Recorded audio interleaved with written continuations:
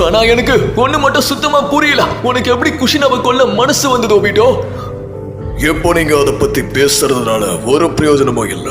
என்னோட காதலை என்ன விட்டு பிரியும் போது அப்படிதான் இருந்தது. அந்த வலிய நீங்களும் அனுபவிக்கணும்னு நினைச்சேன். நீங்களே சொல்லுங்க, என்னோட ரின்னிப்பு எனக்கு திரும்ப கிடைப்பாளா? அதனாலதான் உங்க காதலையும் அழிச்சேன். நீ என்ன பழி வாங்கறதுக்காக அவளை கொண்ட.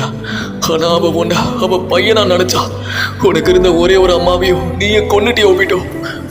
நீங்க என்ன பேசிட்டு இருக்கீங்க மினோட்டோ சென்சை? எனக்கு ஒண்ணுமே புரியல. நீங்க கவலைப்படாதீங்க, நான் எல்லாரையும் காப்பாத்துவேன். இது ஒரு சத்தியம். எல்லாரையும் நீ காப்பாத்துவன்னு குஷினா கிட்ட சத்தியம் பண்ண. ஆனா நீ முதல்ல கொன்னதே அவளதான்.